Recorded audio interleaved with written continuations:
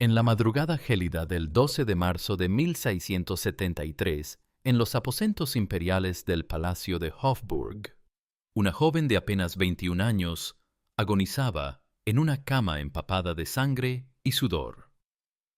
Sus manos, que una vez sostuvieron el pincel de Velázquez mientras la retrataba como la niña más hermosa de Europa, ahora se aferraban a las sábanas de seda con la desesperación de quien sabe que la muerte avanza desde dentro.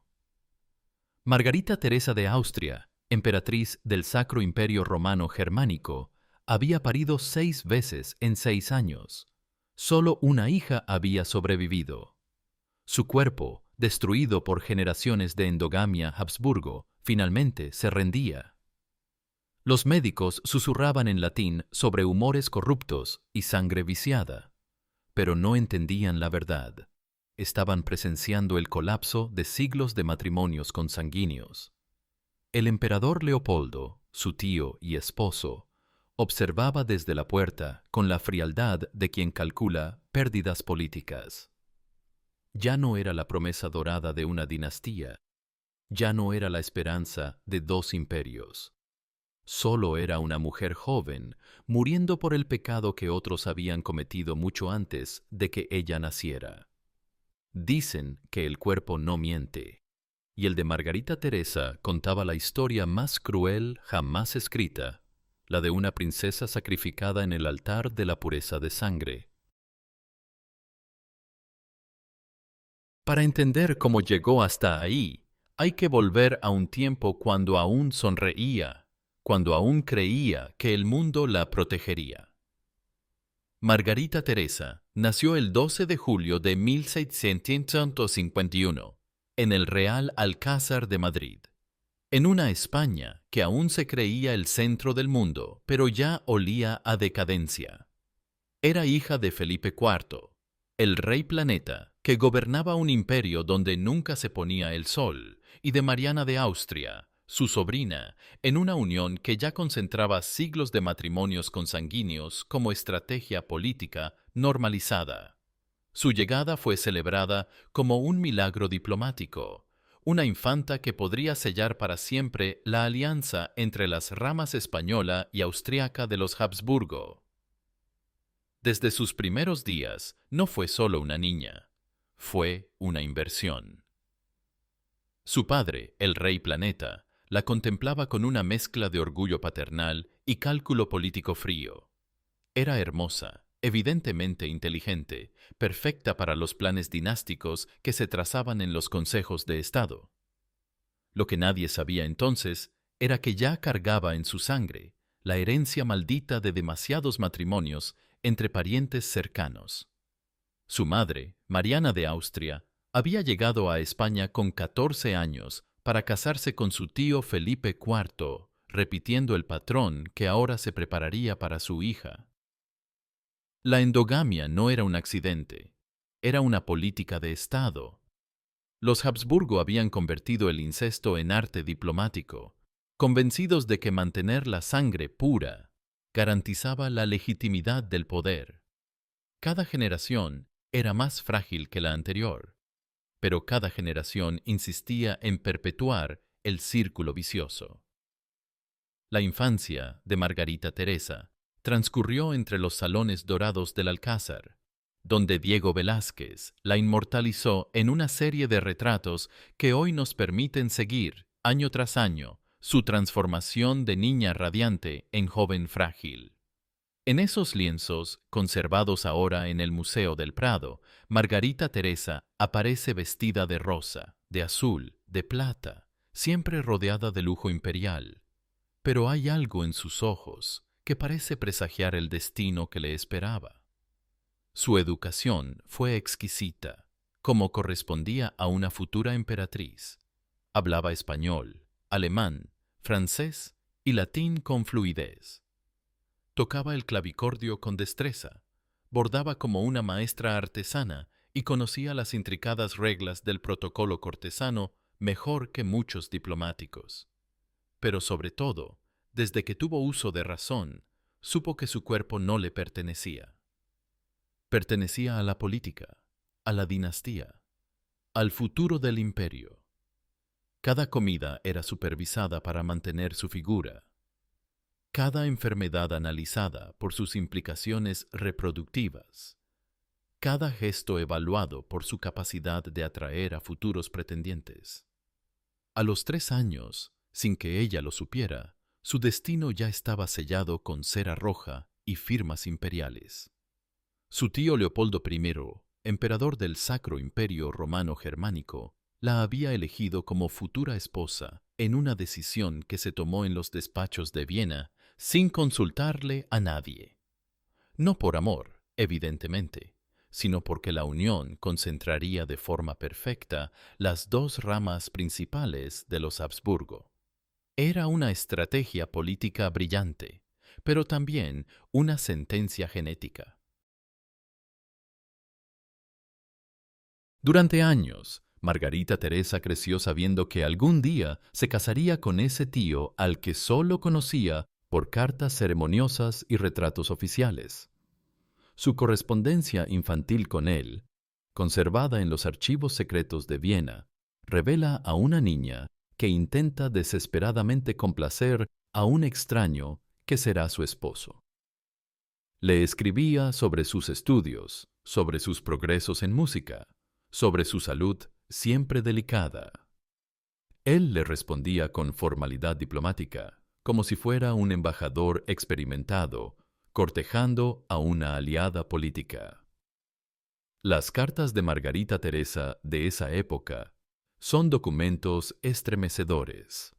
Escritas en una caligrafía infantil pero perfecta, revelan a una niña ansiosa por agradar, aterrorizada de decepcionar, consciente de que su valor como persona dependía de su capacidad para convertirse en la esposa perfecta de un desconocido. Mi queridísimo tío, escribía con letras temblorosas. Espero que mis estudios de alemán le complacen, pues deseo serle útil cuando llegue el momento de cumplir con mi deber. Tenía 8 años cuando escribió esas líneas. Los retratos de Velázquez de este período muestran a una niña de belleza extraordinaria, pero también de fragilidad evidente. Su piel era translúcida como el alabastro, sus brazos delgados como ramitas de sauce, sus ojos demasiado grandes para su rostro ovalado. Los médicos de la corte ya notaban síntomas preocupantes, fiebres recurrentes, dolores de cabeza frecuentes, una tendencia a la melancolía que no era normal en una niña de su edad. La endogamia ya dejaba sus marcas invisibles. El 25 de abril de 1766, a los 14 años, Margarita Teresa se despidió para siempre de España en una ceremonia que fue simultáneamente una celebración y un funeral. El cortejo que la acompañó hasta Viena fue uno de los más espléndidos del siglo XVII. Cientos de carruajes dorados, miles de acompañantes vestidos de gala, cofres llenos de joyas y ajuares. Pero debajo de toda esa pompa fastuosa viajaba una adolescente aterrorizada que dejaba atrás todo lo conocido. Durante el viaje, que duró meses a través de Francia, los estados alemanes y finalmente Austria, Margarita Teresa escribió cartas desgarradoras a su padre Felipe IV, suplicándole que reconsiderara la decisión. Majestad y padre queridísimo, escribía desde Lyon, mi corazón se parte al alejarme cada día más de vuestra presencia, y mi alma tiembla al pensar en el futuro que me aguarda en tierras extrañas. Pero ya era tarde. Su cuerpo había sido vendido mucho antes de que ella tuviera edad para entender el precio. Las crónicas de la época describen el estado físico y emocional de la infanta durante el viaje. Sus damas de compañía reportaban que vomitaba frecuentemente, que se negaba a comer, que pasaba horas llorando en silencio. Los médicos que la acompañaban diagnosticaron melancolía virginal y vapores uterinos, pero en realidad estaban presenciando el colapso nervioso de una adolescente que sabía que viajaba hacia su propia destrucción. El 5 de diciembre de 1666, en la Catedral de San Esteban de Viena, Margarita Teresa se casó con su tío, Leopoldo I, en una ceremonia que fue descrita por los cronistas como la más magnífica del siglo. Flores traídas de los jardines imperiales, música interpretada por los mejores compositores de la época, miles de invitados vestidos con sedas y brocados. Pero los testigos más observadores notaron que la novia parecía a punto de desmayarse durante toda la ceremonia. No era nerviosismo nupcial, era terror puro. Su vestido de novia, conservado aún en los archivos de Hofburg, revela detalles inquietantes. La cintura era de dimensiones irrealmente pequeñas, indicando que la habían obligado a usar un corsé severamente apretado para disimular la extrema delgadez de su figura. Las mangas largas ocultaban brazos que parecían palos y el escote alto cubría un pecho que aún no había terminado de desarrollarse. Era una niña disfrazada de mujer, una adolescente vestida de emperatriz. Esa noche, en la alcoba imperial decorada con tapices flamencos y candelabros de oro, una niña de 15 años se convirtió oficialmente en emperatriz del Sacro Imperio Romano Germánico y extraoficialmente en víctima de un sistema que la devoraba viva. Su primera carta a España después de la boda es un documento estremecedor. Intenta mostrar felicidad conyugal, pero entre líneas se lee el miedo de una adolescente que no entiende qué está pasando con su cuerpo. El matrimonio funcionó políticamente como una máquina perfecta, pero fue un desastre humano absoluto. Leopoldo era un hombre frío, obsesionado con la religión católica contrarreformista y la política imperial, que veía en su joven esposa principalmente un útero con corona. Sus intereses se limitaban a la música sacra, las disputas teológicas y las interminables guerras contra los turcos. Margarita Teresa, por su parte, intentó desesperadamente cumplir con sus deberes conyugales, pero su cuerpo empezó a fallar casi inmediatamente. Su primer embarazo, a los 16 años, terminó en aborto espontáneo a los 4 meses. Los médicos de la corte vienesa aplicaron sangrías, purgantes y oraciones, pero el feto simplemente se desintegró dentro de su útero. El segundo embarazo, iniciado apenas 3 meses después del primer aborto, produjo un niño que nació con deformidades tan severas que murió a las pocas horas. El tercero resultó en una niña que vivió solo 3 semanas. En 1772, durante su sexto embarazo, los médicos ya sabían que Margarita Teresa no sobreviviría otro parto. Su cuerpo estaba demasiado debilitado, su constitución demasiado frágil, su sistema reproductivo demasiado dañado por los embarazos anteriores. Los informes médicos secretos de la época describen con brutal honestidad el estado físico de la emperatriz. Su Majestad Imperial presenta síntomas de degeneración uterina avanzada, sangrados continuos, fiebres irregulares y un debilitamiento general que hace temer por su vida. Pero nadie se atrevió a sugerir que interrumpiera el embarazo. Era más importante intentar producir un heredero varón que preservar la vida de la emperatriz. Así de cruel era el sistema. Así de prescindibles eran las mujeres, incluso las que llevaban coronas imperiales. Leopoldo I consultó con teólogos sobre la licitud moral de sacrificar a la madre por salvar al hijo varón, como si Margarita Teresa fuera ganado reproductivo. Durante los últimos meses de su sexto embarazo, Margarita Teresa escribió lo que sería su testamento emocional, una serie de cartas dirigidas a su hija María Antonia, entonces de 3 años, explicándole por qué su madre tenía que morir para cumplir con su deber imperial. Hija mía queridísima, escribía con mano temblorosa, si no sobrevivo a tu próximo hermano, quiero que sepas que tu madre no murió por enfermedad, sino por amor al imperio. Su correspondencia de los últimos meses revela una mujer que había aceptado su muerte como precio inevitable de su rango. Ya no rogaba por su vida, no suplicaba tratamientos alternativos, no intentaba huir de su destino. Había interiorizado completamente la lógica del sistema que la destruía. Era más importante morir como emperatriz que vivir como mujer. Su cuerpo no le pertenecía, nunca le había pertenecido. El 12 de marzo de 1673, tras dar a luz a una hija que moriría a los pocos días por las mismas taras genéticas que mataron a su madre, Margarita Teresa exhaló su último aliento.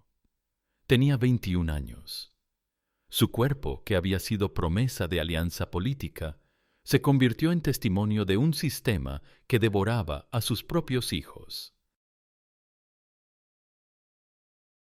Los médicos que practicaron la autopsia, cuyos informes se conservan en el archivo secreto del Vaticano, encontraron un organismo completamente devastado por años de embarazos forzados y tratamientos médicos tóxicos, órganos internos prematuramente envejecidos, huesos frágiles como los de una anciana, útero gangrenado, signos evidentes de lo que hoy llamaríamos consecuencias de la endogamia extrema.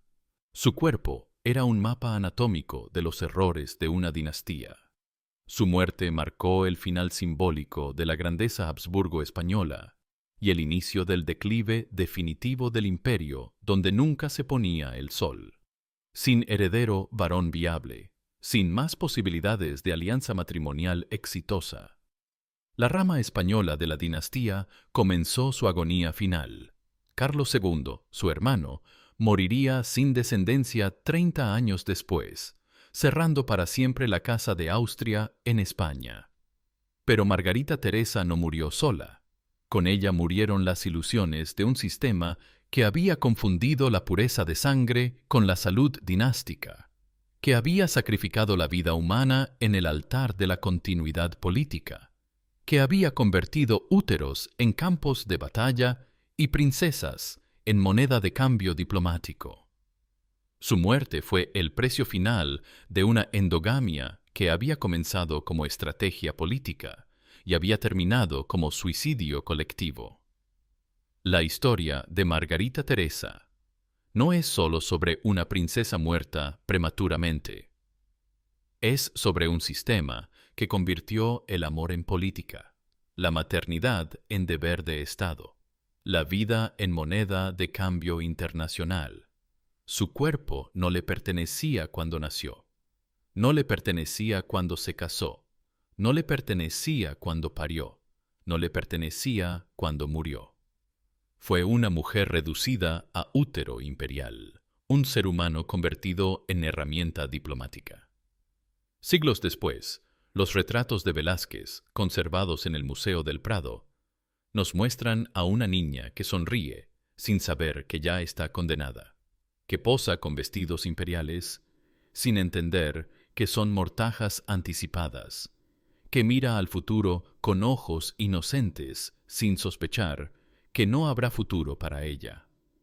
En sus ojos infantiles no hay tristeza, solo la confianza de quien aún cree que el mundo la protegerá.